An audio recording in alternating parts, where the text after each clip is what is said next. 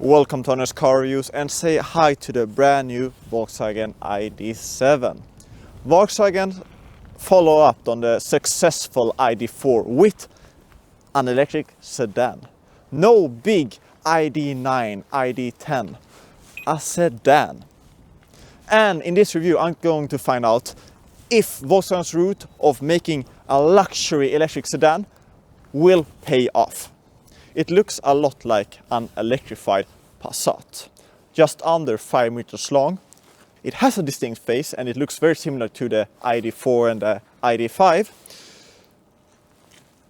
It's not as distinct as perhaps an electric BMW, but it looks much better than an EQS or an EQA.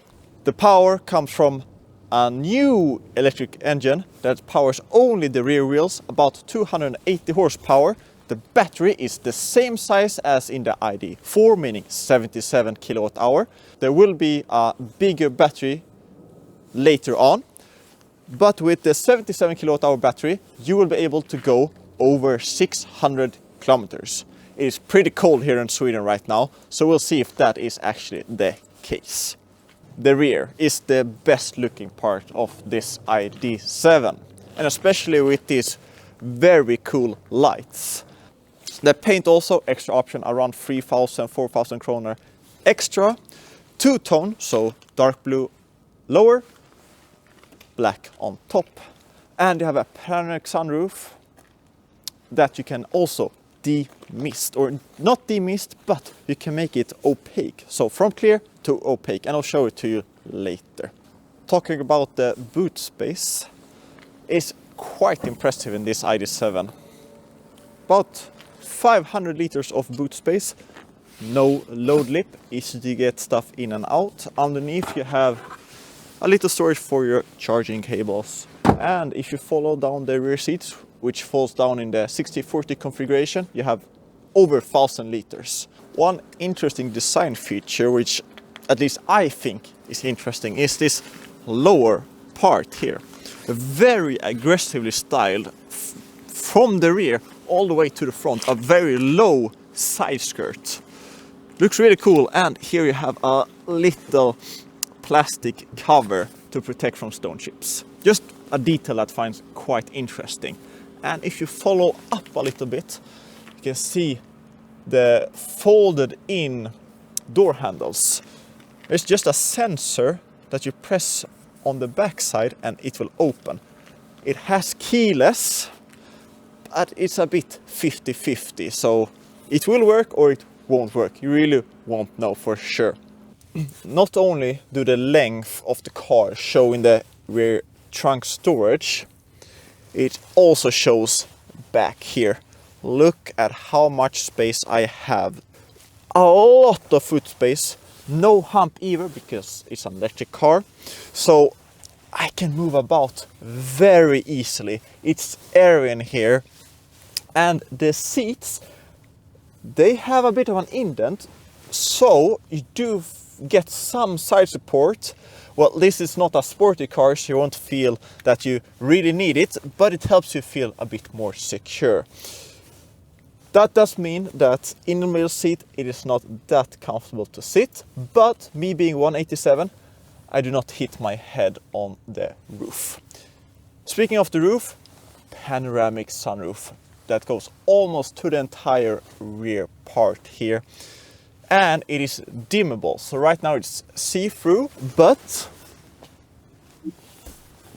now it's dimmed.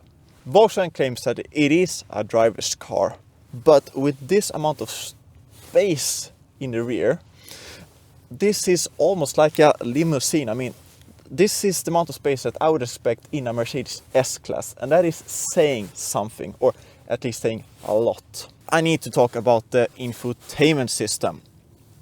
Volkswagen has gotten quite a lot of bad rep previously, quite well deserved. I talked about it before, being that decreasing the temperature and the volume controls didn't light up, so when it's dark you don't see anything. They do now. But the infotainment system itself, very easy to navigate, I must say. And coupling with your phone using Android Auto works basically flawlessly for my experience. There have been differences in experience for other reviewers, but I think it has worked very fine.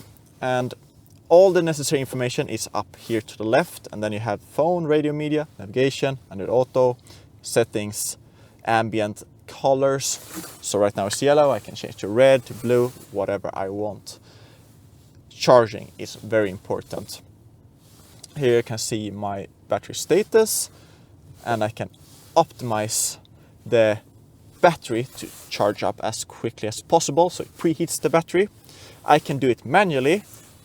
I will look this up. I'm not sure if the car will do it by itself if I set the distance, the navigation, to a fast charger. I do have different driving modes, so Eco, Comfort, Sport. It has DCC, so the chassis will change in setup, so the throttle response, the steering. We still have the haptic touch controls on the steering wheel. They work fine enough, but it seems that Volkswagen won't really go back to manual controls, which work better than these haptic ones. They do work, but yeah, it is what it is. We have a new digital gauge cluster. It's very simplified, and if I start the car, you basically get speed, you get your range, your percentage, you get the necessary information that you need to have when you drive the car. In terms of the interior in of itself, not that many buttons, very simplified, but it still has some class, some style, some materials, some pisage. I like this interior a lot. If there's something that I was faulted for, is that it feels a bit claustrophobic. So driving the ID7, and let's brake. Brakes are really well calibrated. So regeneration, some disc brakes, didn't really feel any change in when the disc brakes took on, and yeah. It's very quiet, double glazed windows, basically no wind noise, very well designed, engineered in that aspect, and it is an incredible motorway cruiser. It just eats up miles.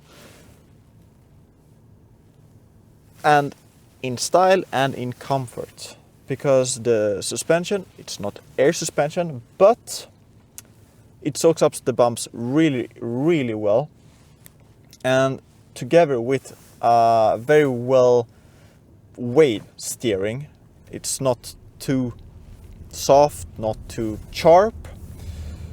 I would personally like a bit of a quick response in the steering rack. I think for, the power that this has, about 280 horsepower, it's not responsive enough if you want to take it in some quicker bends.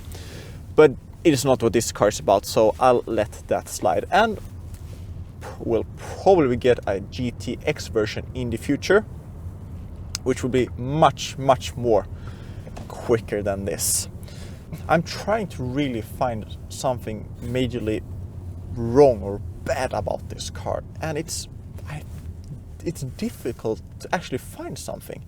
I mean, it's a decent price for what it is. It's a bigger car, you get a good range, you get a good charging speed of about 175 kilowatt, charge 20 to 80% in just under 30 minutes, which is about the standard in today's day and age with cars. And it's quiet, it's refined, it's, a continuation of Volkswagen's MEB platform, continuation of the ID4 and ID5. So, Volkswagen has had some time to figure out the kinks, and it just feels like a more refined ID4, ID5, sedan, feels more settled down, more stable. It's just an all-around very well packaged car. And of course, the ID7 has all the latest safety features, so the lane assist in this car is really, really good. And if I'm not holding the steering wheel for long enough, we'll see if that will happen here. Still steers within the lines very well. right now is complaining that I should take over steering, and it's some lights warning up here, and they move to get my attention up, and soon it will start to warn right now. And I don't have to apply any force like I had to previously, so it seems like Volkswagen and Kia have induction, so a metal going around the entire steering wheel, so if I touch anywhere it will feel it. There was a car coming right in front of me, and the active cruise control showed that it is calculating or measuring how far I have to the car in front of me, so it's a line. Really cool augmented reality that we have only previously seen in Mercedes, and it's coming to Volkswagen, other car manufacturers as well. Really nice to see. The average consumption right now I'm seeing on my head-up display, which is really big. So right now I'm in 20.9 kilowatt-hour per 100 kilometers, which is decent, I think. The claim is around 14, and it's cold here in Sweden, around 0 degrees. I picked the car up fully charged, and it claimed 450 about, and I'm right now in 40% and 171 kilometer. So it's not claimed above 600 kilometers, but for the temperature and for the size of battery, I can let that slip. So what can I say about the brand new Volkswagen ID.7? Well, it's definitely a step in the right direction. That Volkswagen went the sedan direction, I had no idea, but I'm pleasantly surprised. It brings a lot of value for the money, and it brings a lot of quality aspects of it. It's a better car, and it's improved massively on the ID.4 in soft and hard aspects. The question will be if the buyer will think that the sedan way will be the way forward, if it is interesting enough, or if Volkswagen should have gone with a bigger ID.4, a ID.9 or ID.10. Well, time will tell, but the ID.7 is definitely an interesting car and a step in the right direction.